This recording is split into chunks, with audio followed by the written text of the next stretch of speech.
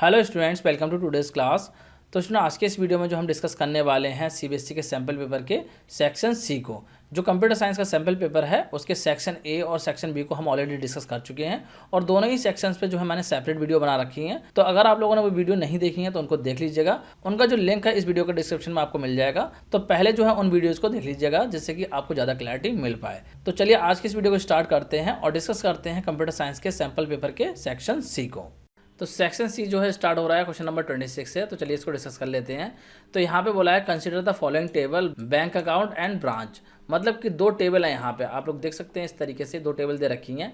एक तो है बैंक अकाउंट के नाम से और एक है ब्रांच के नाम से। अब यहाँ पे बोला गया है what will be the output of the following statement. मतलब कि कुछ स्टेटमेंट दे रखे हैं। यहाँ पे देखिए पहला स्टेटमेंट की अगर हम बात करें तो ये दे रखा है, इसमें लिखा हुआ है select star from bank account natural join branch. तो देखिए यहाँ पे नेचुरल ज्वाइन को इंप्लीमेंट किया गया है इन दोनों टेबल्स पे। मतलब कि बैंक अकाउंट वाली और ब्रांच वाले टेबल पे नेचुरल ज्वाइन को अप्लाई किया गया है। तो देखिए नेचुरल ज्वाइन के बारे में भी मैं आपको ऑलरेडी पढ़ा चुका हूँ। नेचुरल ज्वाइन में मैंने आपको बताया था कि नेचुरल ज्वाइन में क्या होता है। नेचुरल ज्वाइन में जो कॉलम होते हैं दोनों टेबल के वो आपके मर्ज हो जाते हैं। मतलब कि दोनों टेबल कंबाइन होकर एक ही टेबल बन जाती हैं, तो कॉलम जो है मर्ज हो जाएंगे। लेकिन यहाँ पे एक चीज़ रहती है कि दोनों ही टेबल में जो कॉलम आपका कॉमन होगा वो यहाँ पे दो बार डिस्प्ले नहीं होगा, सिंगल टाइम डिस्प्ले होगा। जैसे कि अगर मैं बात करूँ तो यहाँ पे एक कोड है और यहाँ पे भी एक कोड है। मतलब कि बैंक अकाउंट और ब्रांच वाले टेबल दोनों में ही क्या है, एक कोड के नाम से कॉलम है। तो यहाँ पे जो है ये आपका दोबारा से ऐड नहीं होगा। यहाँ पे क्या होगा, सिंपली ये सिटी वाला कॉलम यहाँ पे ऐड हो जाएगा और इस तरीके से पूरा डेटा डिस्प्ले हो जाएगा। यहाँ पे देखिए आपको आउटपुट दिखा देता हूँ। यहाँ पे आप लोग देख सकते हैं सेम जो है कॉलम आपके आ रहे हैं, बस यहाँ पे सिटी वाला कॉलम क्या हुआ है, यहाँ से ऐड हो गया है। तो इस तरीके से जो है आपका नेचुरल ज्वाइन वर्क करता है। जो डुप्लीकेट कॉलम होता है उसको जो है वो डिस्प्ले नहीं कराता है। तो मुझे लग रहा है ये क्वेश्चन भी आपको क्लियर हो गया होगा। बात करते हैं नेक्स्ट क्वेश्चन की। तो यहाँ पे देखिए बोला गया है write the output of the query 1 to 4 based on the table tag course. Tag course के नाम से यहाँ पे एक टेबल है और इस पे बेस कुछ क्वेरी दे रखी हैं, तो उनको डिस्कस कर लेते हैं। तो यहाँ पे पहली क्वेरी की बात करें तो यहाँ पे लिखा हुआ है select distinct TID from tag course. मतलब कि यहाँ पे क्या करना है, डिस्टिंक्ट टीआईडी को जो है आपको डिस्प्ले कराना है। और एक चीज समझ लीजिए कि सेलेक्ट के बाद में जिस कॉलम को भी आप लिखते हैं आउटपुट में सिर्फ और सिर्फ वही कॉलम आपको डिस्प्ले होगा और कोई कॉलम डिस्प्ले नहीं होगा। तो यहाँ पे लिखा हुआ है सेलेक्ट डिस्टिंक्ट टीआईडी, मतलब कि टीआईडी वाला कॉलम तो डिस्प्ले हो लेकिन उसमें से कैसी वैल्यू आए, डिस्टिंक्ट वैल्यू आए। मतलब कि टीआईडी में जो वैल्यू रिपीट हो रही होंगी वो आपकी डिस्प्ले यहाँ पे नहीं होंगी। तो डिस्टिंक्ट क्लॉज का यूज मैं आपको ऑलरेडी बता ही चुका हूँ कि ये क्या करता है, डिस्टिंक्ट वैल्यू को ही डिस्प्ले कराता है। तो टीआईडी की अगर हम बात करें तो टीआईडी वाला कॉलम देखिए आपका ये है। तो यहाँ पे जो भी डुप्लीकेट वैल्यूज होंगी वो डिस्प्ले नहीं होंगी। कौन कौन सी डुप्लीकेट है देखिए, 101 जो है वो दो बार आ रहा है, देखिए एक बार यहाँ पे है और एक बार देखिए यहाँ पे ऊपर दे रखा है। तो ये जो है आपको दो बार देखने को नहीं मिलेगा, सिंगल टाइम ही देखने को मिलेगा। यहाँ पे आप लोग देख सकते हैं आउटपुट इस तरीके से आएगा 101, 102, 104, 103 और जो नल वैल्यू थी वो ऐसे ही डिस्प्ले हो रही है। तो इस तरीके से डिस्टिंक्ट क्लॉज का काम यही होता है। तो इस तरीके से यहाँ पे ओनली डिस्टिंक्ट वैल्यू जो है वो डिस्प्ले हो रही है। इसके बाद हम बात करते हैं सेकंड वाली क्वेरी की। तो इसमें बोला गया है सेलेक्ट टीआईडी काउंट स्टार मिन fees from tag course group by TID having count TID greater than 1। तो सबसे पहले तो यहाँ पे ये चीज़ समझते हैं कि क्या क्या आउटपुट में आने वाला है। देखिए टीआईडी जो है वो आपको डिस्प्ले होगी और काउंट स्टार बोला है तो मतलब कि नंबर ऑफ जो है वो आपके डिस्प्ले होंगे। और यहाँ पे क्या होगी, मिनिमम फीस भी डिस्प्ले होगी। मतलब कि जो फीस वाला कॉलम है उसमें से क्या होगी, मिनिमम फीस डिस्प्ले होगी। और यहाँ पे देखिए बोला क्या है इन्होंने, ग्रुप बाय, मतलब कि ग्रुप होकर डिस्प्ले होंगे। ऐसा नहीं है कि अगर कोई वैल्यू दो बार दे रखी है तो दो बार डिस्प्ले हो, वो एक ही बार डिस्प्ले होगी। ग्रुप बाय जब आप लगा देते हैं तो क्या हो जाता है, दोनों का ग्रुप बन जाता है। और यहाँ पे देखिए बोल रहे हैं जो टीआईडी की काउंटिंग है वो आपकी एक से ज़्यादा होनी चाहिए तभी उसको डिस्प्ले करे। तो यहाँ पे एक तरीके से कंडीशन भी लगी हुई है। तो इसका आउटपुट क्या आएगा देखिए, यहाँ पे बात कर लेते हैं। यहाँ पे आएगा 101 क्योंकि इसकी ही काउंटिंग जो है वो दो बार है। इसके अलावा कोई और सी टीआईडी नहीं है जिसकी काउंटिंग दो से ज़्यादा बार हो। यहाँ पे देखिए चेक कर लेते हैं टीआईडी की अगर मैं बात करूं तो काउंटिंग की अगर हम बात करें तो 101 ही दो बार है और कोई सा दो बार नहीं है। मैंने आप लोगों को बताया ही था। तो इसकी काउंटिंग दो बार डिस्प्ले हो रही है। और यहाँ पे इसकी मिनिमम फीस को डिस्प्ले कराने के लिए बोला था, तो मिनिमम फीस किस वाले की है वो भी चेक कर लेते हैं। देखिए यहाँ पे अगर हम बात करें तो इसकी फीस देखिए जो है 18,000 है, मतलब कि यहाँ पे भी 101 है। लेकिन इससे ऊपर वाला 101 है, इसकी फीस जो है वो देखिए 12,000 है। तो मतलब कि मिनिमम वाली फीस भी यहाँ पे डिस्प्ले हो रही है। तो आप लोगों को समझ में आ गया होगा कि ये क्वेरी जो है किस तरीके से वर्क कर रही है। अब डिस्कस कर लेते हैं थर्ड वाली क्वेरी को।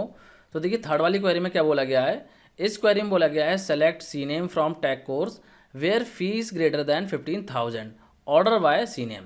तो यहाँ पे अगर हम बात करें क्या चीज़ डिस्प्ले होगी, तो यहाँ पे देखिए मैंने आपको बताया था कि जो भी चीज़ सेलेक्ट स्टेटमेंट के बाद में लिखी जाती है वही आपकी डिस्प्ले हो जाती है। मतलब कि जिस कॉलम का नेम जो है आप सेलेक्ट के बाद में देंगे वही डिस्प्ले होंगे। मतलब कि यहाँ पे एक कॉलम देंगे तो एक कॉलम डिस्प्ले होगा, दो कॉलम देंगे तो वो दोनों कॉलम डिस्प्ले हो जाएंगे। मतलब कि जो जो कॉलम आप यहाँ पे सेलेक्ट के बाद लिखेंगे वही आपके आउटपुट में आएंगे। तो यहाँ पे अगर हम बात करें तो यहाँ पे लिखा गया है सेलेक्ट सी नेम। इसका मतलब ये हुआ कि सिर्फ और सिर्फ जो है वो आपका सी नेम वाला कॉलम आउटपुट में आने वाला है। और इसके बाद में देखिए यहाँ पे कंडीशन लगाई गई है कि जिसकी फीस जो है 15,000 से ज़्यादा हो उनको डिस्प्ले करो। और उनको किस तरीके से डिस्प्ले करो, सी नेम के अकॉर्डिंग। ऑर्डर बाय कमांड का काम क्या होता है, ये जो है असेंडिंग ऑर्डर में आपके लगा देती है। तो यहाँ पे जो भी सी नेम आएंगे वो आपके असेंडिंग ऑर्डर में आएंगे। तो देखिए यहाँ पे सी नेम की बात कर लेते हैं।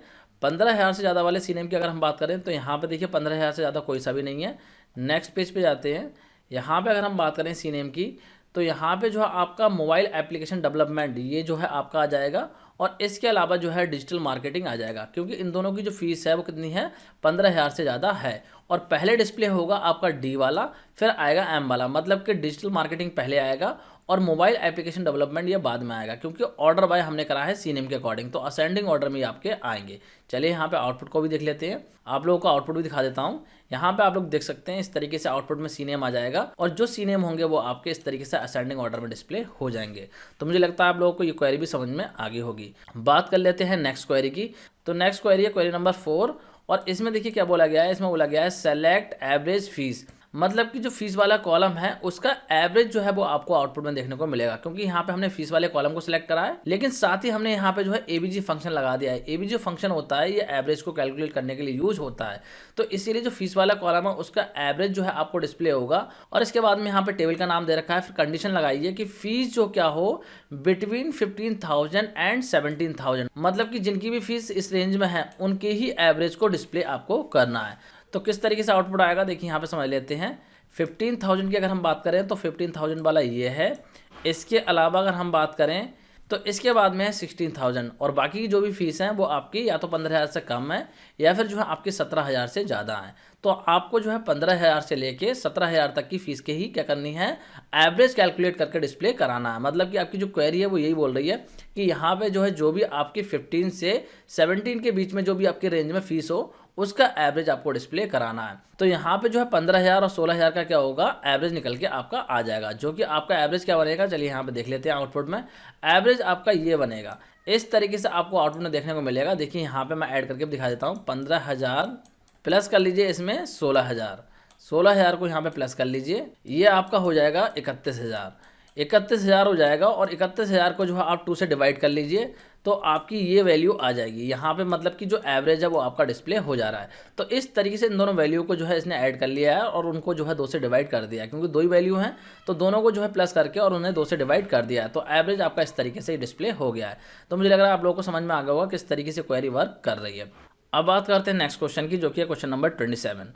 तो ये क्वेश्चन नंबर 27 जो है वो आपका टेक्स्ट फाइल पे बेस्ड क्वेश्चन है। और इसमें देखिए बोला क्या गया है, इसमें बोला गया है कि आपको एक मेथड लिखना है जिसका नेम है काउंट लाइंस। और इसके हेल्प से आप करेंगे क्या, लाइंस को रीड करेंगे एक टेक्स्ट फाइल से जो कि आपकी टेक्स्ट फाइल .txt। मतलब कि टेक्स्ट फाइल .txt के नाम से एक फाइल है जिसमें से क्या करना है, आपको लाइंस को रीड करना है और डिस्प्ले कराना उन लाइंस को जो कि आपकी किसी भी वॉवल से स्टार्ट नहीं हो रही हैं। तो मतलब कि ये काउंट लाइंस के नाम से फंक्शन है। अब यहाँ पर देखिए थोड़ा सा कंफ्यूजन हो सकता है, क्योंकि यहाँ पे फंक्शन का नाम काउंट लाइंस दे रखा है और उन्होंने बोला है कि डिस्प्ले करानी है वो लाइन जो कि वॉवल से स्टार्ट नहीं हो रही हो।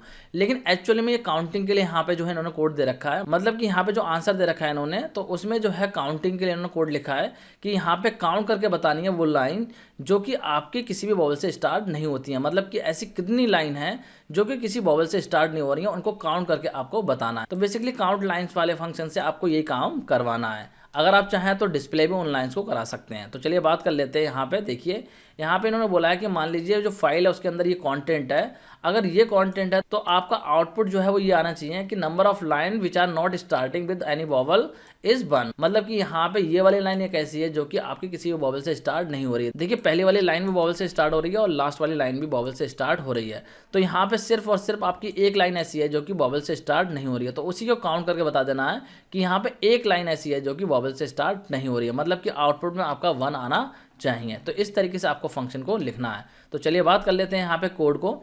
तो कोड को समझ लेते हैं। देखिए यहाँ पे कोड दे रखा है ऑलरेडी, मैं समझा देता हूँ कि कोड किस तरीके से वर्क कर रहा है। तो यहाँ पे देखिए इन्होंने फंक्शन बोला है कि काउंट लाइन्स के नाम से लिखना है। अब आपको ये चीज़ ध्यान रखनी है, जब भी इस टाइप का क्वेश्चन आता है तो जो भी फंक्शन का नेम दे रखा हो और जैसे केस में दे रखा हो, अगर कैपिटल में दे रखा है तो कैपिटल में लिख देंगे, स्मॉल में दे रखा होगा तो स्मॉल में लिख देंगे। तो जैसा आपका फंक्शन का नेम उन्होंने दे रखा है क्वेश्चन में, वैसा ही जो आपको फंक्शन डिफाइन कर लेना है। मतलब कि यहाँ पे एग्जैक्ट स्पेलिंग लिखेंगे आप फंक्शन की। तो यहाँ पे देखिए काउंट लाइन्स के नाम से फंक्शन लिख लिया।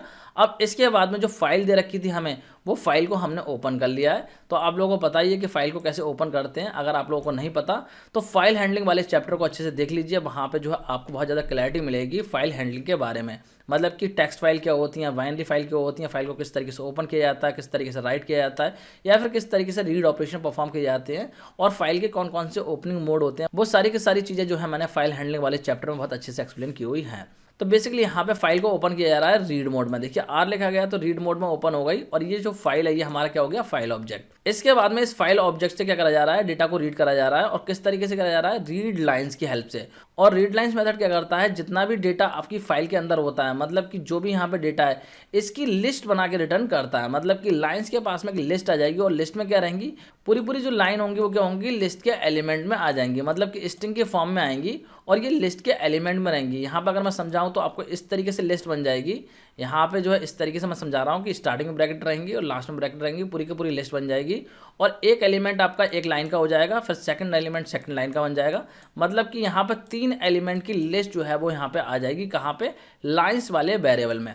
तो एक तरीके से पूरी लिस्ट आ गई जिसके अंदर पूरी पूरी लाइन क्या है, स्ट्रिंग की फॉर्म में एक एलिमेंट के तौर पे दे रखी हैं। इसके बाद में देखिए क्या करा गया है, यहाँ पे काउंट के नाम से वेरिएबल बना लिया है, जिससे कि जो काउंटिंग है लाइन की वो हम कर सकें। फिर यहाँ पे लूप लगाया गया, और लूप में देखिए क्या बोला गया है, फॉर डब्ल्यू इन लाइन्स। मतलब कि जो लाइन्स है यहाँ पे देखिए लिस्ट है पूरी की पूरी, मैं बता ही चुका हूँ आपको, लिस्ट फॉर्म हो चुकी है।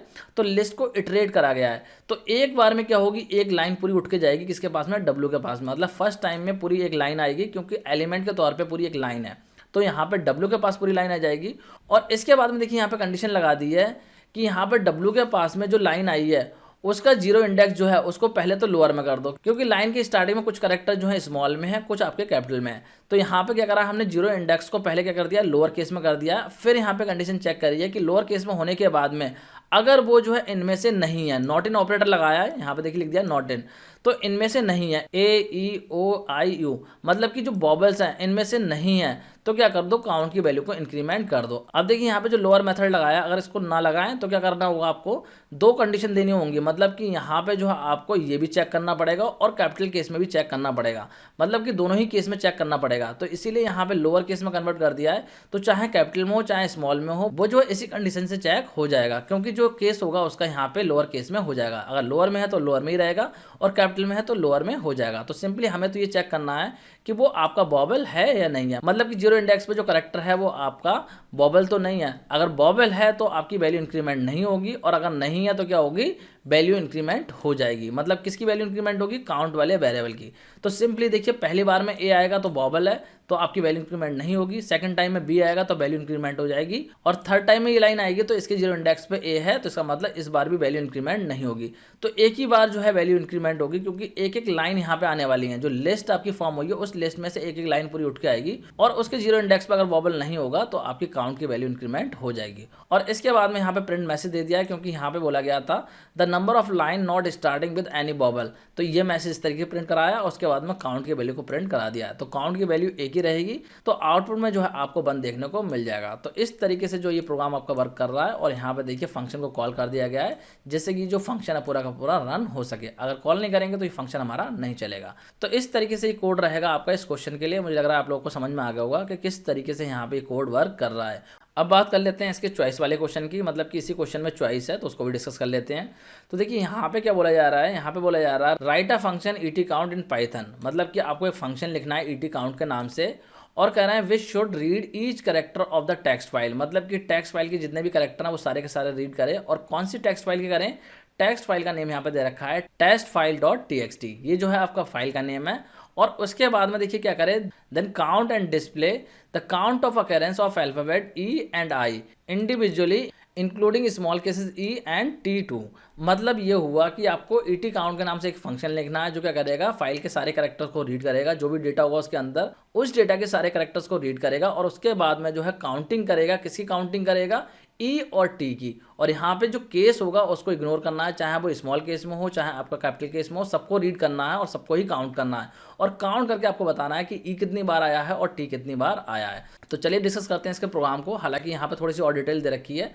एग्जाम्पल में इन्होंने बोल रखा है कि अगर फाइल जो है उस फाइल के अंदर अगर ये कंटेंट है, मतलब कि ये जो है कंटेंट है कौन सी वाली फाइल के अंदर, इस टेस्ट फाइल .txt के अंदर, तो आपका आउटपुट क्या आना चाहिए? आपका आउटपुट इस तरीके से डिस्प्ले होना चाहिए, मतलब कि जो ई है वो आपका 6 टाइम है और टी जो है वो 9 टाइम है। अगर आप यहाँ पे काउंट करेंगे तो ई जो है वो आपका 6 टाइम आएगा और जो टी होगा वो आपका 9 टाइम आएगा, चाहे वो स्मॉल में हो चाहे कैपिटल में हो, सबको काउंट करना है। सबको काउंट करने के बाद में यही आपके नंबर आएंगे। तो चलिए बात करते हैं कैसे इसका प्रोग्राम रहेगा। देखिए प्रोग्राम यहाँ पे दे रखा है। सबसे पहले तो आपको वही काम कर लेना है कि यहाँ पे जो फंक्शन का नेम दे रखा होगा वही फंक्शन का नेम आप लिख देंगे। जो भी यहाँ पे फंक्शन का नेम दे रखा होता है वही हम लिख लेते हैं। यहाँ पे दे रखा है ET काउंट के नाम से, तो आप लिख देंगे ET काउंट। अब इसके अंदर कोड क्या रहेगा समझ लेते हैं। सबसे पहले तो फाइल को ओपन करेंगे रीड मोड में, क्योंकि फाइल पे कोई भी ऑपरेशन परफॉर्म करने के लिए हमें क्या करना होता है, सबसे पहले फाइल को रीड करना होता है। और रीड करने के बाद में जो हमारा ऑब्जेक्ट है फाइल ऑब्जेक्ट, उस पर हमने लगा दिया है रीड लाइंस। और रीड लाइंस अगेन लगाया है तो क्या होगा, यहाँ पे पूरी की पूरी जो लिस्ट होगी वो कहाँ चली जाएगी, लाइंस वाले वेरिएबल के पास चली जाएगी। मतलब कि यहाँ पे पूरी एक लिस्ट आएगी जिस लिस्ट में क्या रहेंगे, एलिमेंट ऑफ स्ट्रिंग रहेंगे। जो लाइंस होंगी पूरी पूरी एक लिस्ट के एलिमेंट में आ जाएंगी। तो इस तरीके से यहाँ पे हमने ये काम कर लिया है, मतलब कि लाइंस के पास में पूरी एक लिस्ट आ गई है। अब इसके बाद में यहाँ पे दो वेरिएबल बना लिए हैं, काउंट ई के नाम से, काउंट टी के नाम से। वेरिएबल का नाम आप कुछ भी रख सकते हैं। तो दोनों वेरिएबल को इनिशियलाइज कर दिया है 0 से और उसके बाद में देखिए जो लिस्ट है उसको इटरेट करा गया है। मतलब कि हमने लिखा है फॉर W इन लाइंस, मतलब कि जो लाइंस वाली लिस्ट है उसमें से क्या होगा, एक एक लाइन क्या होगी यहाँ पे W वाले वेरिएबल के पास में जाएगी। तो इसके बाद में देखिए एक और लूप लगाया गया और यहाँ पे बोला है इन्होंने फॉर CH इन W, मतलब कि जो W वाली लाइन यहाँ पे गई है उस लाइन में से बोल रहे हैं कि क्या करें, एक एक करेक्टर को रीड करें। मतलब कि स्ट्रिंग की फॉर्म में यहाँ पे पूरी लाइन आ गई है और जब पूरी लाइन स्ट्रिंग की फॉर्म में आ गई है तो क्या होगा, उस स्ट्रिंग का एक एक करेक्टर जो है वो आपका यहाँ पे CH के पास में जाएगा, क्योंकि यहाँ पे उस स्ट्रिंग को अगेन क्या करा गया है, इटरेट करा गया है। मतलब कि देखिए समझ लीजिए यहाँ पे देखिए ये पूरे जो है एक लिस्ट में होगा इस तरीके से, और ये जो है हमारे क्या रहेंगे, एलिमेंट रहेंगे लिस्ट के। यहाँ पे इस तरीके से ये एलिमेंट रहेंगे। मैं ये करके दिखा देता हूँ आपको इस तरीके से पूरी लिस्ट बना के। ये जो हमारे पूरे एलिमेंट रहेंगे, जब पहली बार लूप चलेगा, मतलब कि जो पहला वाला लूप चलेगा तो जो पहली लाइन है today is a pleasant day, ये आपका चला जाएगा किसके पास में, मतलब कि ये आपका आएगा इस वाले वेरिएबल के पास में, जो W वाला वेरिएबल है इसके पास में आएगा। और जब वो पूरी लाइन आ गई today is a pleasant day, उसमें से क्या होगा, एक एक करेक्टर आपका CH के पास में जाएगा, क्योंकि उस लाइन को जो है यहाँ पे इटरेट किया जा रहा है। मतलब वो स्ट्रिंग की फॉर्म में लाइन आई है तो यहाँ पे पूरी स्ट्रिंग है, मतलब कि जो स्ट्रिंग फर्स्ट लाइन आई थी वो यहाँ पे आ चुकी है, अब उसको जो है इटरेट किया जा रहा है। तो उसमें से एक एक करेक्टर जाएगा, क्योंकि स्ट्रिंग को जब इटरेट किया जाता है तो एक एक करेक्टर आपका जाता है। ये चीज़ आप लोगों को पहले से पता होनी चाहिए। देखिए जो लूप के कॉन्सेप्ट है ये आप लोग क्लियर कर लेना। स्ट्रिंग हो गई, टपल हो गया, लिस्ट हो गई, इनके कॉन्सेप्ट को आप बिल्कुल क्लियर कर लीजिए, तभी जो है आप अच्छे से किसी प्रोग्राम को सॉल्व कर पाएंगे। अगर आपके बेसिक कॉन्सेप्ट क्लियर नहीं है तो आप जो है प्रोग्राम को सॉल्व नहीं कर पाएंगे। मैं बार बार बोल रहा हूँ कि पहले बेसिक कॉन्सेप्ट को अपने स्ट्रॉन्ग कीजिए, चाहे वो लिस्ट का हो, चाहे टपल का हो, चाहे लूप का हो। और लूप में भी वाइल लूप कैसे काम करता है, फॉर लूप कैसे काम करता है, नेस्टेड लूप कैसे काम करता है, तो वो आपको पता होना चाहिए, तभी आप अच्छे से क्वेश्चन को समझ पाएंगे और क्वेश्चन को सॉल्व कर पाएंगे। तो यहाँ पे बेसिकली नेस्टेड लूप लगा हुआ है। तो पहला वाला लूप क्या कर रहा है, जो लाइन्स के नाम से लिस्ट है उसको इटरेट कर रहा है, और उसमें से पहली लाइन कहाँ जा रही है, W के पास जा रही है। और जब W के पास में पहली लाइन आ गई है तो यहाँ पे देखिए इसको इटरेट करा जा रहा है। तो CH के पास में क्या होगा, एक एक करेक्टर आएगा, क्योंकि जो लाइन आई है वो स्ट्रिंग की फॉर्म में आई है।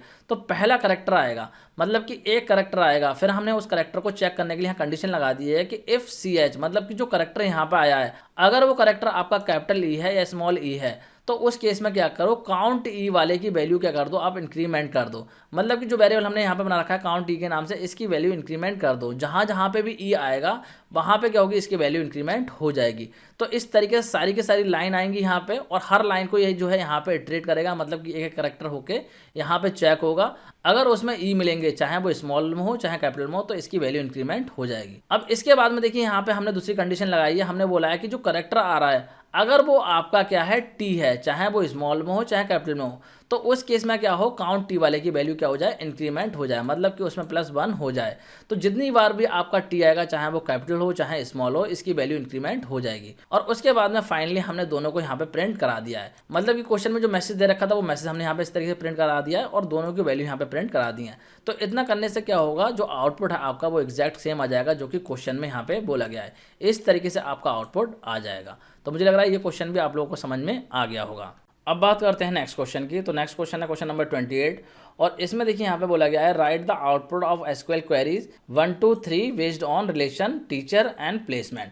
मतलब कि दो रिलेशन दे रखे हैं और रिलेशन का मतलब आप लोगों को पता ही है कि रिलेशन का सिंपल सा मतलब होता है टेबल, और दूसरी जो है प्लेसमेंट के नाम से दे रखी है। तो इन दोनों टेबल पे बेस कुछ क्वेरी दे रखी हैं जिनका कि आपको आउटपुट बताना है।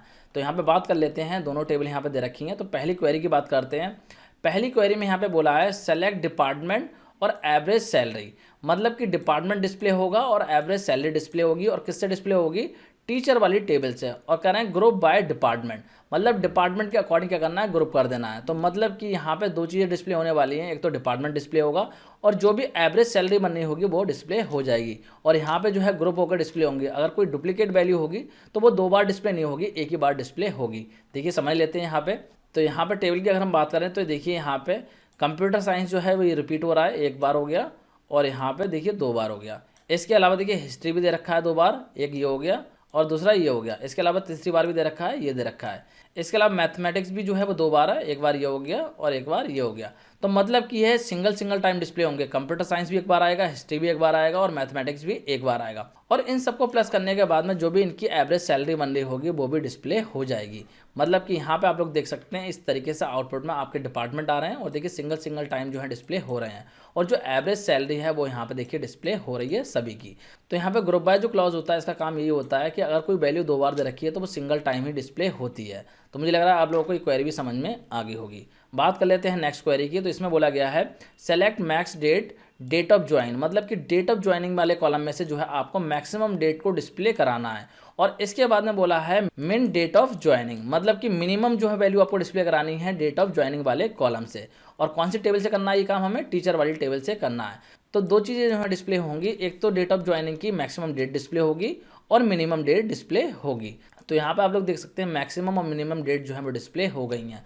और यहाँ पे ध्यान रखिए जो भी आपकी लेटेस्ट डेट होगी वो आपकी मैक्सिमम डेट होगी, और जो भी आपकी ओल्डेस्ट डेट होगी वो आपकी मिनिमम डेट कहलाती है। तो इस तरीके से जब भी आप आउटपुट कैलकुलेट करें तो इस चीज़ का जो है आपको ध्यान रखना होगा। तो मुझे लग रहा है ये क्वेरी भी आपको समझ में आ गई होगी। बात करते हैं थर्ड क्वेरी की। अब थर्ड क्वेरी में क्या बोला गया है, select name comma salary comma T dot department comma place from teacher T. अब देखिए टीचर टी यहाँ पे लिखा हुआ है तो इसका मतलब समझ जाइए कि टीचर वाली टेबल है, इसको शॉर्ट करके क्या कर दिया है, टी कर दिया है। मतलब कि यहाँ पे जो एज कीवर्ड है वो एक तरीके से कह सकते हैं हिडन है। जब भी ऐसा लिखा हुआ मिले तो समझ लो कि टीचर वाली टेबल को रीनेम करके ही क्या लिख दिया है, टी लिख दिया है। और इसके बाद में देखिए लिखा हुआ है प्लेसमेंट पी, मतलब कि जो प्लेसमेंट वाली टेबल है उसको रीनेम करके क्या कर दिया, पी कर दिया। और इसके बाद में बोला है where T dot department equal P dot department and salary greater than 20,000। तो इसका मतलब ये हुआ कि आपको नेम डिस्प्ले कराना है, सैलरी डिस्प्ले करानी है और डिपार्टमेंट डिस्प्ले कराना है। कौन सी वाली टेबल कराना है, टीचर वाली टेबल का। यहाँ पे देखिए टी डॉट डिपार्टमेंट लिख दिया, मतलब टीचर वाली टेबल कराना है और प्लेस भी डिस्प्ले कराना है। तो ये 4 चीज़ें डिस्प्ले होंगी आउटपुट में, मतलब ये 4 चीज़ें आने वाली हैं। और कंडीशन इन्होंने दे रखी है कि जहाँ पे जो है टीचर वाली टेबल और प्लेसमेंट वाली टेबल दोनों की जो है डिपार्टमेंट अगर आपके मैच कर रहे हो तो उन्हीं को डिस्प्ले कराइए, और साथ ही साथ जो है सैलरी क्या हो आपकी 20,000 से ज़्यादा होनी चाहिए, तो वही डिस्प्ले होने चाहिए। तो किस तरीके से होंगे देखिए। तो इस टेबल की अगर हम बात करें टीचर वाली टेबल की, तो इसमें देखिए क्या क्या डिस्प्ले होगा, नेम डिस्प्ले होगा, एज डिस्प्ले होगी, डिपार्टमेंट डिस्प्ले होगा और सैलरी डिस्प्ले होगी। तो 20,000 से ज़्यादा वाली सैलरी चेक कर लेते हैं क्योंकि वहाँ पे कंडीशन लगी हुई है 20,000 से ज़्यादा। तो एक तो ये डिस्प्ले होगा, ये डिस्प्ले हो जाएगा, ये डिस्प्ले होगा, ये डिस्प्ले होगा और ये डिस्प्ले होगा। अब देखिए यहाँ पे 5 दे रखे हैं जो ऐसे रिकॉर्ड हैं जो कि यहाँ पे इस कंडीशन को मैच कर रहे हैं कि सैलरी जो है ग्रेटर देन 20,000 है, लेकिन साथ ही साथ हमें जो है डिपार्टमेंट को भी मैच करना है। तो यहाँ पे अगर हम बात करें डिपार्टमेंट की तो मैथमेटिक्स दे रखा है। यहाँ पे देखिए बात कर लेते हैं, मैथमेटिक्स डिपार्टमेंट दे रखा है। नीचे चेक कर लेते हैं, मैथमेटिक्स दे रखा है, कंप्यूटर साइंस दे रखा है और हिस्ट्री दे रखा है। 3 डिपार्टमेंट दे रखे हैं। तो तो मतलब कि आपका ये वाला भी डिस्प्ले हो जाएगा, ये वाला भी डिस्प्ले हो जाएगा, ये वाला भी डिस्प्ले हो जाएगा और ये वाला भी डिस्प्ले हो जाएगा और कंप्यूटर साइंस वाला भी डिस्प्ले हो जाएगा। मतलब कि 1 2 3 4 5 ये 5 रिकॉर्ड जो है वो आपको आउटपुट में देखने को मिलेंगे। यहाँ पे जो है मैं आउटपुट भी दिखा देता हूँ आप लोगों को। आप लोग देख सकते हैं 1 2 3 4 5, मतलब कि वो 5 रिकॉर्ड यहाँ पे डिस्प्ले हो रहे हैं। देखिए नेम आ रहा है, सैलरी आ रही है, डिपार्टमेंट आ रहा है और प्लेस आ रहा है। तो यहाँ पे इस तरीके से ये सारी कंडीशन सेटिस्फाई हो रही हैं। तो मुझे लगता है आप लोगों को समझ में आ गया होगा किस तरीके से ये आउटपुट आ रहा है। अब बात करते हैं अगली क्वेरी की। तो अगली क्वेरी में देखिए क्या बोला गया है। यहाँ पे बोला गया है सेलेक्ट नेम, मतलब कि नेम को डिस्प्ले कराओ। फिर बोला है प्लेस फ्रॉम टीचर, मतलब कि टीचर वाली टेबल से नेम को डिस्प्ले कराना है, प्लेस को डिस्प्ले कराना है और टीचर यहाँ पे टी लिखा है, मतलब कि फिर से यहाँ पे रिनेम करा गया है क्वेरी में। टी का मतलब हुआ टीचर। इसके बाद में कराया प्लेसमेंट पी, मतलब कि जो प्लेसमेंट वाली टेबल है उसको फिर से रिनेम कर दिया है, इसका मतलब हो गया पी। फिर इसके बाद में कंडीशन लगाई है वेयर जेंडर इक्वल एफ, मतलब कि जेंडर क्या होना चाहिए, एफ होना चाहिए। And T dot department equal P dot department, मतलब कि डिपार्टमेंट भी दोनों के सेम होने चाहिए। तो इसका मतलब ये हुआ कि एक तो नेम डिस्प्ले होगा और प्लेस डिस्प्ले होगा और कंडीशन यहाँ पे लगी हुई है कि जेंडर क्या हो, फीमेल हो। तो यहाँ पे बात कर लेते हैं। देखिए यहाँ पे टेबल में चलते हैं अगेन। तो देखिए यहाँ पे समझ लेते हैं। तो एक तो आपका डिस्प्ले होगा नेम और यहाँ पे देखिए प्लेस नहीं दे रखा है, तो इसका मतलब ये हुआ कि प्लेस जो है आपकी सेकंड वाली टेबल से आने वाला है, क्योंकि वहाँ पे देखिए लिखा हुआ था प्लेसमेंट जो है सेलेक्ट आपको करना है। तो यहाँ से जो है प्लेस आएगा। अब कौन कौन से प्लेस आएंगे देखिए, अगर मैं बात करूँ फीमेल वाले की तो एक तो ये हो गया फीमेल, एक ये हो गया फीमेल और एक ये हो गया फीमेल, 3 है फीमेल। और इसके बाद में देखिए अगर हम बात करें डिपार्टमेंट सेम की, तो पहले वाले का है हिस्ट्री, सेकंड वाले का भी हिस्ट्री है और थर्ड वाले क्या है मैथमेटिक्स, मतलब कि ये 3 डिपार्टमेंट हैं। तो बात कर लेते हैं तीनों डिपार्टमेंट है या नहीं है। देखिए हिस्ट्री भी है और मैथमेटिक्स भी है, मतलब कि वो तीनों रिकॉर्ड यहाँ पे डिस्प्ले हो जाएंगे। यहाँ पे देखिए आउटपुट की अगर हम बात करें तो यहाँ पे देखिए तीनों रिकॉर्ड डिस्प्ले हो रहे हैं, नेम आ रहा है और प्लेस आ रहा है। तो मुझे लग रहा है आप लोगों को ये क्वेरी भी समझ में आ गई होगी किस तरीके से यहाँ पे आउटपुट आ रहा है। अब बात करते हैं नेक्स्ट क्वेश्चन की। तो नेक्स्ट क्वेश्चन जो है इसी का बी पार्ट दे रखा है। तो इस क्वेश्चन में बोला गया है write the command to view all the table in our database, मतलब कि किसी भी डेटाबेस की अगर आपको सारी टेबल्स देखनी है तो आपको जो है क्या कमांड लगानी पड़ेगी। तो इसका आंसर हो जाएगा शो टेबल्स। जब भी हम शो टेबल्स लिखते हैं तो किसी भी डेटाबेस में जितनी भी टेबल्स होती हैं वो सारी की सारी क्या होती हैं, डिस्प्ले हो जाती हैं। अब बात करते हैं क्वेश्चन नंबर 29 की।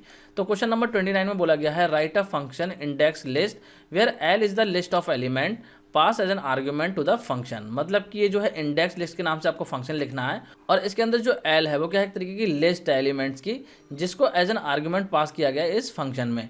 और इसके बाद में बोला जा रहा है कि जो फंक्शन है returns another list named index list that store the indices of all non zero element of L, मतलब कि यहाँ पे क्वेश्चन बहुत सिंपल है। बोल रहे हैं कि भाई आपको जो है एक फंक्शन निकला है जिसके अंदर क्या रहेगी, एक लिस्ट रहेगी एज एन आर्ग्यूमेंट, और वो जो फंक्शन है वो रिटर्न क्या करेगा, वो जो एक न्यू लिस्ट को रिटर्न करेगा जिसका नेम रहेगा इंडेक्स लिस्ट। और उस इंडेक्स लिस्ट में जो है वो इंडेक्स रहेंगे जहाँ पे कि जो है आपका नॉन जीरो एलिमेंट होगा एल का, मतलब कि उस लिस्ट में जो नॉन जीरो एलिमेंट होगा उसको जो है आपको स्टोर करना है न्यू लिस्ट में और उस लिस्ट को रिटर्न करा देना है। तो इस तरीके से ये काम आपको इस क्वेश्चन में करना है। एग्जाम्पल के तौर पे यहाँ पे इन्होंने बोल रखा है कि अगर आपकी लिस्ट ये है तो इस लिस्ट का जो आउटपुट हो वो आपका इस तरीके से आना चाहिए, मतलब कि यहाँ पे जो है वही इंडेक्स रिटर्न हो रहे हैं जिसपे कि आपकी वैल्यू जीरो नहीं है। जैसे कि अगर बात करें तो जीरो इंडेक्स पर देखिए आपकी वैल्यू जीरो नहीं है, इसके अलावा 1 इंडेक्स पर देखिए जीरो वैल्यू नहीं है, इसके अलावा देखिए 3 इंडेक्स पर जीरो वैल्यू नहीं है और इसके अलावा 5th इंडेक्स पर जीरो वैल्यू नहीं है। तो इन्हीं को यहाँ पे रिटर्न कर रहा है, मतलब कि उन्हीं इंडेक्स को जो है लिस्ट में बना के रिटर्न यहाँ पे करवाना है।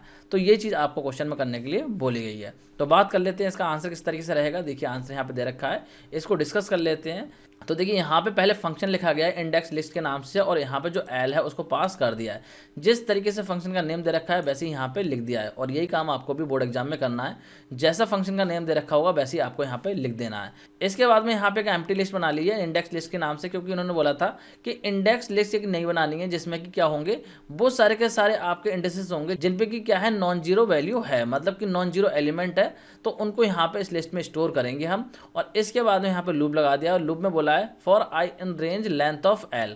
अब यहाँ पे देखिए जो एल है वो आपका ये है, मतलब कि एल वाली लिस्ट उन्होंने दे रखी है कि ये है। और अगर आप चाहें तो इस लिस्ट को जो है यहाँ पे कोड में इस तरीके से यहाँ पे डिफाइन कर सकते हैं और उसके बाद में जब फंक्शन को कॉल करेंगे तो उस टाइम में यहाँ पे इसको एज एन आर्गुमेंट पास कर सकते हैं। लेकिन यहाँ पे जो है इस सब करने की जरूरत नहीं है, क्योंकि इन्होंने पहले बोल रखा है कि लिस्ट ये ऑलरेडी है। तो यहाँ पे हमें एज्यूम कर लेना है कि ये जो लिस्ट है वो यहाँ पे आ चुकी है, मतलब कि जो एल है वो यहाँ पे हमने डाल दी है। और इसके बाद में जब हम यहाँ पे लगा रहे हैं लूप में, तो लेंथ ऑफ एल का मतलब हो गया 1 2 3 4 5 6, मतलब कि 6 लेंथ हो जाएगी। तो एक तरीके से यहाँ पे 6 आ गया, और 6 का मतलब हुआ कि आपकी रेंज क्या बनेगी 0,6। पहले जो है आई वाले वेरिएबल के पास में 0 जाएगा, फिर 1 जाएगा, फिर 2, फिर 3, फिर 4, फिर 5, इस तरीके से करके वैल्यू जाएंगी।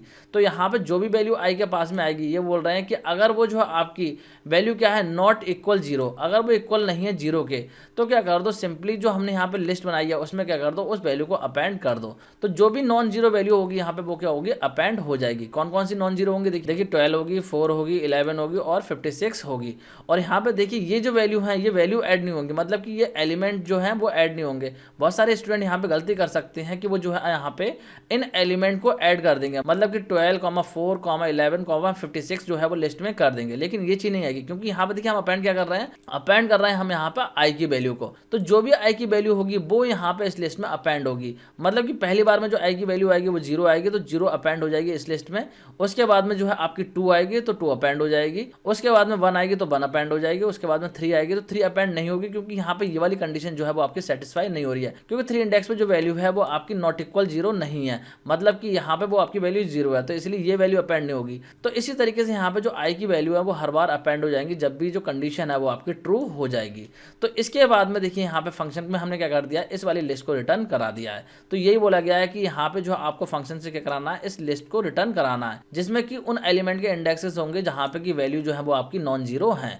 तो यहाँ पे देखिए इंडेक्सेस लिखा हुआ है, इंडेक्सेस का मतलब इंडेक्स से ही होता है, इस चीज को आप लोग समझ लीजिए। जहाँ पे भी इंडेक्सेस लिखा हुआ मिल जाए समझ जाओ कि इंडेक्स की बात कर रहा है। तो मुझे लग रहा है आप लोगों को ये क्वेश्चन भी समझ में आ गया होगा, और किस तरीके से इसका आंसर आप लिखेंगे वो भी आपको समझ में आ गया होगा। अब बात करते हैं नेक्स्ट क्वेश्चन की, जो कि है क्वेश्चन नंबर 30। अब ये जो क्वेश्चन है क्वेश्चन नंबर 30 ये आपका स्टैक पे बेस्ड है। तो चलिए बात कर लेते हैं इस क्वेश्चन में क्या करने को बोला गया है। तो यहाँ पे देखिए बोला गया है a list contain the following record of a customer, मतलब कि एक लिस्ट है जिसमें कि क्या है कस्टमर का नेम है, फ़ोन नंबर है और सिटी है। इस तरीके से जो है डिटेल फीड की हुई यहाँ पे इस लिस्ट में है। अब बोल रहे हैं कि आपको जो है यूजर डिफाइंड फंक्शंस लिखने हैं, जिससे कि आपको कुछ ऑपरेशन परफॉर्म करने हैं एक स्टैक पे जिसका नाम है स्टेटस, मतलब कि स्टेटस के नाम से एक स्टैक होगा जिस पे कि आपको जो कुछ ऑपरेशन परफॉर्म करने हैं। और जो ऑपरेशन परफॉर्म करेंगे आप वो फंक्शंस की हेल्प से करेंगे। तो कौन कौन से फंक्शन रहेंगे, एक फंक्शन आप लिखेंगे पुश एलिमेंट्स के नाम से, और ये फंक्शन करेगा क्या, ये जो उस ऑब्जेक्ट को पुश करेगा जिसमें कि नेम और फ़ोन नंबर है उन कस्टमर के जो कि गोवा में रहते हैं, मतलब कि सिंपली गोवा में रहने वाले कस्टमर्स का जो है नेम और फ़ोन नंबर को पुश कर देना है आपको इस फंक्शन की हेल्प से। फिर दूसरा फंक्शन आपको लिखना है पॉप एलिमेंट, और इस फंक्शन की हेल्प से आपको क्या करना है, पॉप करना है ऑब्जेक्ट को। और पॉप करने का मतलब आप लोगों को पता होना चाहिए, पॉप का मतलब होता है डिलीट करने से। जो स्टैक वाला चैप्टर है उसमें मैंने ये सारी चीज़ें समझा रखी हैं, तो आप लोगों को पता होना चाहिए कि जो पॉप होता है उसका सिंपल सा मतलब रिमूव करने से ही होता है। तो यहाँ पे देखिए बोला गया है कि पॉप करना है ऑब्जेक्ट को, और यहाँ पे जो आपको डिस्प्ले भी कराना है कि कौन सा ऑब्जेक्ट जो है पॉप हुआ है, और उसके बाद में एम्प्टी स्टैक भी लिख के आए जबकि स्टैक के अंदर कोई एलिमेंट ना रहे, तो उस केस में क्या आ जाए, लिख के एम्प्टी स्टैक लिख के आ जाए। तो ये काम आपको करवाना है इस फंक्शन की हेल्प से। तो यहाँ पे इन्होंने एग्जाम्पल में बोला है कि जो कस्टमर वाली लिस्ट है, मान लीजिए कि उसमें जो है आपकी ये डिटेल है, यहाँ पे आप लोग देख सकते हैं इस तरीके से कस्टमर नेम है, कस्टमर का फ़ोन नंबर है और यहाँ पे सिटी है। तो इस तरीके से यहाँ पे लिस्ट दे रखी है। तो जब इस लिस्ट पे आप पुश ऑपरेशन परफॉर्म करेंगे तो जो आपका स्टैक है उसके अंदर ये डेटा होना चाहिए, मतलब कि जो गोवा वाले कस्टमर है, देखिए एक तो ये रहा और ये रहा, तो इन दोनों की डिटेल ऐड यहाँ पे हो जाएगी, मतलब कि इनका नेम ऐड हो जाएगा और इनका फ़ोन नंबर ऐड हो जाएगा। तो ये आपका स्टैक में आ जाना चाहिए। और जब आपका पॉप हो तो पॉप होने के बाद में क्या हो, इस तरीके से ये डिस्प्ले करें, मतलब कि स्टैक में आ गए हैं। और स्टैक में आने के बाद में जब आप पॉप ऑपरेशन परफॉर्म करें तो बाद में क्या हो, आपका स्टैक एम्प्टी हो जाए, मतलब कि डिलीट करने के बाद में ये मैसेज भी डिस्प्ले होना चाहिए कि स्टैक जो है वो आपका एम्प्टी हो चुका है। तो चलिए बात कर लेते हैं इसका आंसर किस तरीके से रहेगा। यहाँ पे आप लोग देख सकते हैं इस तरीके से आंसर दे रखा है इन्होंने, तो इस आंसर को डिस्कस कर लेते हैं। तो सबसे पहले हम क्या करेंगे, स्टेटस के नाम से एक लिस्ट बना लेंगे, क्योंकि इन्होंने बोला था कि स्टेटस के नाम से एक स्टैक है और उसी पे जो है आपको ये ऑपरेशन परफॉर्म करने हैं, मतलब कि उसी में जो है एलिमेंट को आपको ऐड करना है और उसी से जो है आपको पॉप करना है। तो आप लोगों को पता होना चाहिए, जब मैंने स्टैक वाला चैप्टर पढ़ाया था तो वहाँ पे बताया था कि स्टैक की जो इंप्लीमेंटेशन होती है पाइथन में वो हम करते हैं किस पे, लिस्ट पे। तो यहाँ पे जो हमने इस तरीके से एक लिस्ट बना ली है जिसको कि हम एज अ स्टैक कंसिडर यहाँ पे करेंगे।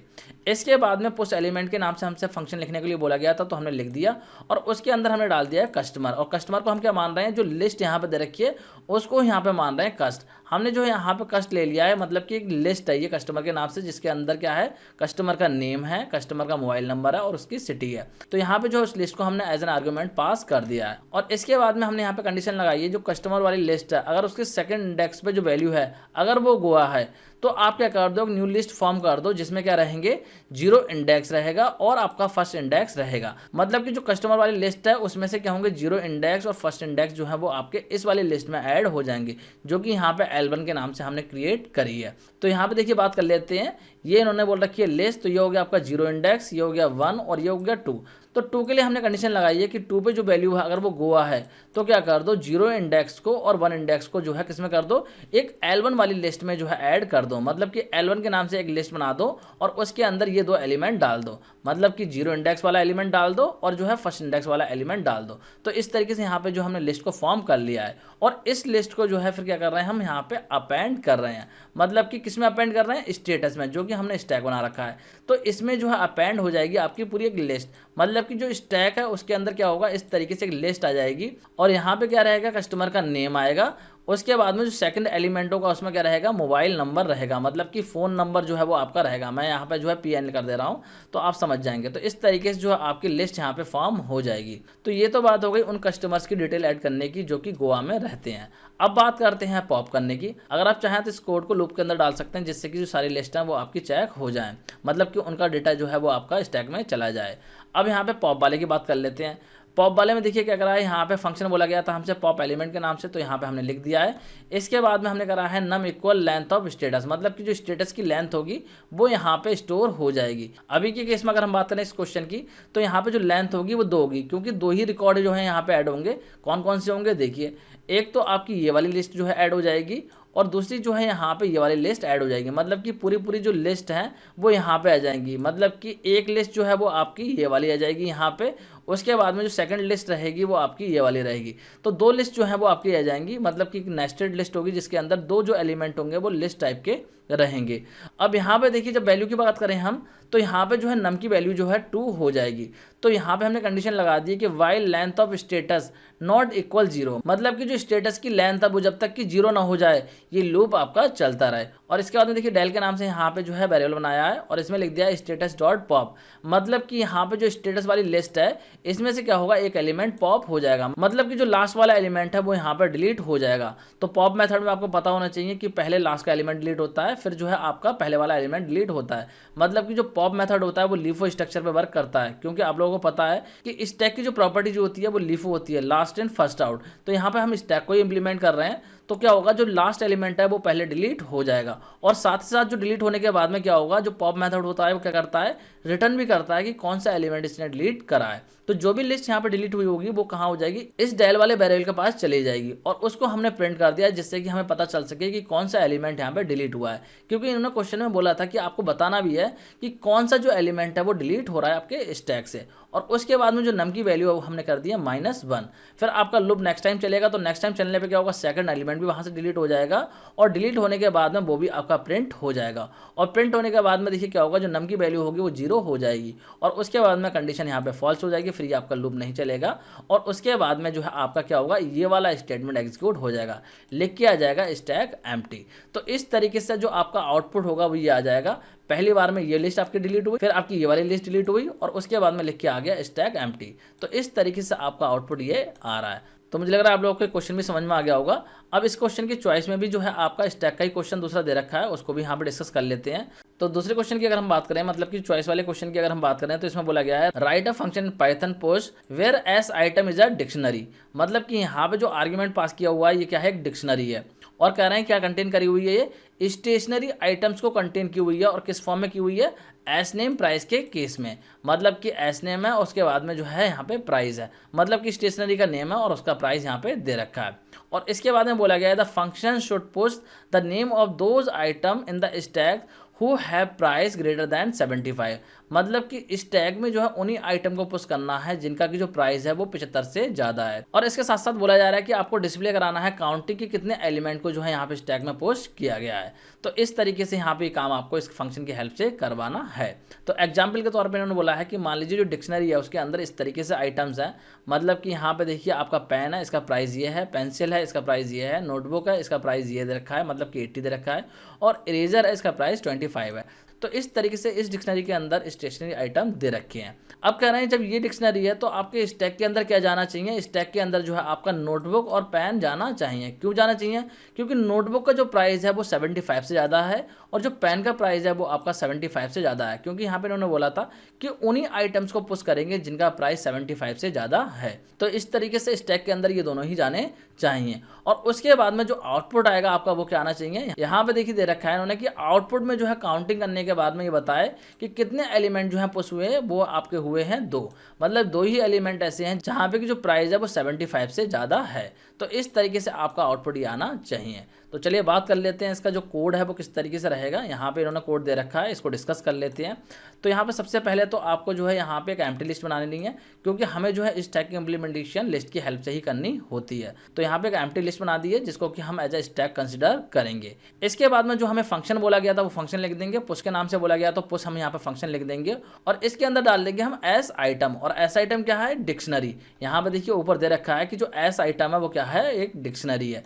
तो डिक्शनरी को हमने डाल दिया, मतलब कि ये जो डिक्शनरी है इसको हमने क्या कर दिया है, नीचे यहाँ पे पास कर दिया है। यहाँ पे डिक्शनरी आ चुकी है और उसके बाद में हमने काउंट के नाम से एक वेरिएबल बनाया है, क्योंकि हमें काउंटिंग भी करनी है कि कितने आइटम जो है स्टैक के अंदर पुश हुए हैं। इसके बाद में यहाँ पर फॉर लूप लगाया गया है और फॉर लूप में बोला गया है फॉर के इन एस आइटम, मतलब कि यहाँ पे जो एस आइटम आ रहा है उसको यहाँ पे इटरेट किया जा रहा है, मतलब कि सिंपली जो डिक्शनरी है उसको इटरेट किया जा रहा है। और डिक्शनरी को जब हम इटरेट करते हैं तो क्या होता है, जो डिक्शनरी की की होती है वो यहाँ पे जाती है, मतलब की वाला पार्ट जो है वो ओनली यहाँ पे जाता है। तो इसका मतलब ये हुआ कि जो डिक्शनरी है उसकी की जो होंगी वो एक एक करके कहाँ जाएंगी, के वाले वेरिएबल के पास में जाएंगी। और उसके बाद में देखिए यहाँ पे कंडीशन लगा दी है कि जो एस आइटम वाली डिक्शनरी है अगर उसकी जो के वाली की है उसकी जो वैल्यू है अगर वो 75 से ज़्यादा है या फिर 75 है, तो उस केस में क्या करो, उस आइटम को जो है अपेंड कर दो कहाँ पे, स्टैक आइटम वाली लिस्ट में, जिसको कि हम एज अ स्टैक कंसीडर कर रहे हैं। तो यहाँ पे जो है वो क्या होगी, अपेंड हो जाएगी, मतलब जिसका भी प्राइस जो है 75 होगा या फिर 75 से ज़्यादा होगा वही जो है यहाँ पे ऐड हो जाएंगे। और उसके साथ साथ जो काउंट वाला वेरिएबल है उसकी वैल्यू को भी यहाँ पे इंक्रीज कर दिया गया है, जिससे कि जो उसकी वैल्यू है वो इंक्रीज हो जाए। और उसके बाद में देखिए यहाँ पे सिंपली क्या कर दिया गया है, जो स्टेटमेंट वहाँ पे दे रखा था आउटपुट में, मतलब कि ये बोल रखा है इन्होंने कि ये स्टेटमेंट आना चाहिए, मतलब कि ये आउटपुट आना चाहिए, तो ये ऐसे के ऐसे यहाँ पे लिख दिया है। और उसके बाद में जो काउंट वाला वेरिएबल है उसको यहाँ पे प्रिंट कर दिया गया है। तो इससे क्या होगा, ये आ जाएगा और काउंट की वैल्यू 2 आ जाएगी, क्योंकि 2 ही आइटम ऐसे हैं जिनका की प्राइस जो है 75 से ज़्यादा है या फिर 75 है। तो मुझे लग रहा है आप लोगों को एक क्वेश्चन भी समझ में आ गया होगा कि किस तरीके से यहाँ पे जो कोड वर्क कर रहा है, और अगर इस टाइप का क्वेश्चन आ जाता है तो आपको किस तरीके से कोड को लिखना है। तो यहाँ तक ही हमने कंप्लीट कर लिया है सेक्शन सी को। अब हम डिस्कस करेंगे सेक्शन डी को। तो स्टूडेंट्स सेक्शन डी को डिस्कस करेंगे हम नेक्स्ट वीडियो में।